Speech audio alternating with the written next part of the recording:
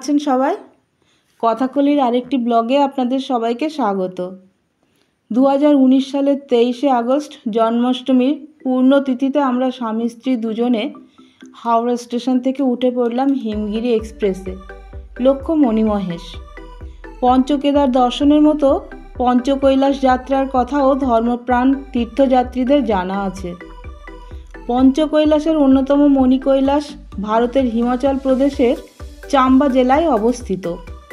প্রতি বছর ভারতের বিভিন্ন প্রান্ত থেকে পূর্ণ লাভের আশায় এই মণিকৈলাস দর্শনের জন্য বলা হয় মণিমহেশ যাত্রা। আসলে মণিমহেশ হলো একটি মাঝারি মাপের অগভীর লেক, যেটি কৈলাস পর্বতের পাদদেশে 14,000 ফুট উচ্চতায় অবস্থিত। বহু প্রাচীন এই যাত্রার শুভ সূচনা হয় প্রতি বছর জন্মাষ্টমীর দিন এবং শেষ হয় রাধাষ্টমীতে। অমরনাথ যাত্রা এবং মণিমহেশ যাত্রার মধ্যে অনেক মিল আছে। এই দুই যাত্রার শুরু থেকেই প্রতিটি অস্থায়ী যাত্রী নিবাসে পাওয়া যাবে ভান্ডারা, যেখানে যাত্রীরা মনের আনন্দে পেট ভরে চারবেলা বিভিন্ন স্বাদের ও পদের খাবার যত খুশি খেতে পারবেন।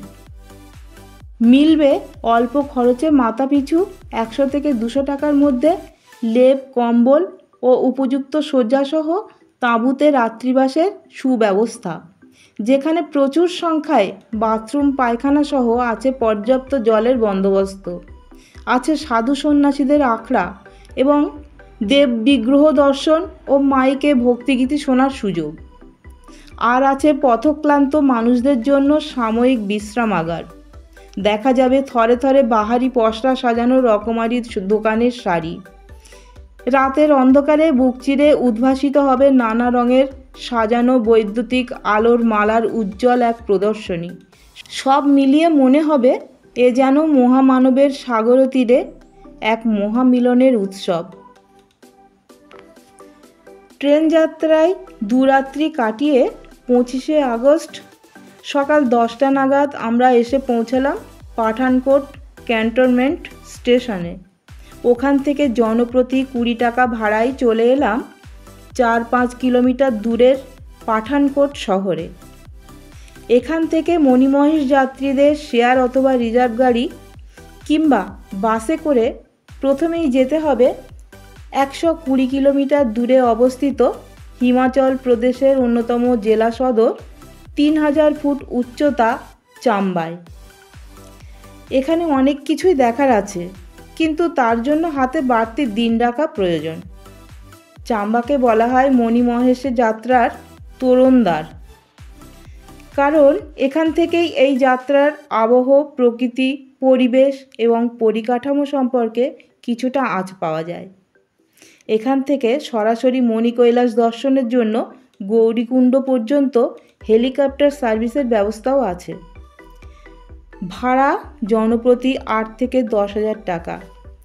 অবশ্য বাড়তি সময় থাকলে ও একটু কষ্ট স্বীকার করলে প্রথম দিনেই চাম্বায় রাত্রিবাস না করে ওখান থেকে সরাসরি চলে আসা যায় আরও 60 কিলোমিটার দূরে 7,000 ফুট উচ্চতা সম্পন্ন অপূর্ব সুন্দর এক ছোট্ট গ্রাম ভারমোরে।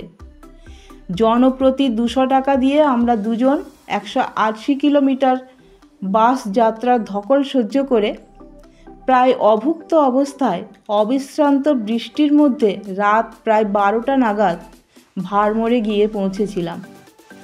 আমাদের বসিরহাট থেকে আগের দিন 20 জনের একটা দল ভারমোর পৌঁছেছিল। তারাই ওই হোটেলে আমাদের জন্য একটা ঘর ঠিক করে রেখেছিল। তা না হলে ঈশ্বরই জানেন যে সে রাতে আমাদের কি হতো। রাতে নিজেদের কাছে যে সমস্ত শুকনো খাবার ছিল তা সামান্য কিছু খেয়ে শুয়ে পড়েছিলাম। মনোরম পার্বত্য প্রাকৃতিক সৌন্দর্যে ভরপুর এই ভারমোর। এখানে আছে নাম না জানা বহু ফুলে ফলে সাজানো সুন্দর বাগান, আর আছে অনেক আপেল বাগিচা। আমরা যে হোটেলে ছিলাম তার পিছনের দিকে একটা বড় আপেলের বাগিচা ছিল। প্রচুর আপেল হয়েছিল গাছে। আমরা সকালে বেরিয়ে আপেল গাছের ফটো তুললাম এবং পেড়েও খেলাম। লোকালয় থেকে 3-4 কিলোমিটার দূরে ভারমণী মাতার মন্দির।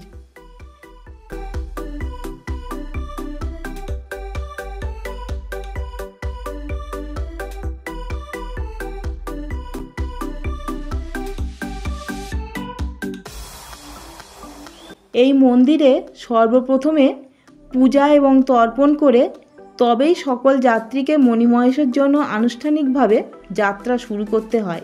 এটাই প্রাচীন প্রথা বলে মনে করা হয়।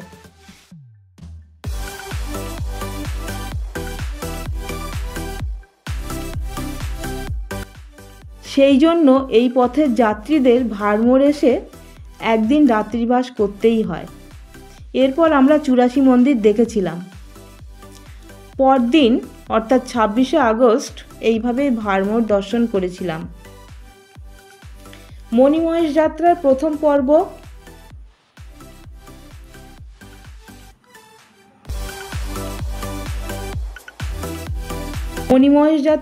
পর্ব ভারমোর এসে সমাপ্ত করলাম। এরপর দ্বিতীয় পর্বে ফিরে আসব ভারমোর থেকে যাত্রা শুরু করে ধাঞ্চ পর্যন্ত। ভালো থাকবেন, সুস্থ থাকবেন। ভালো লাগলে কমেন্ট, লাইক, শেয়ার এবং সাবস্ক্রাইব করবেন। নমস্কার।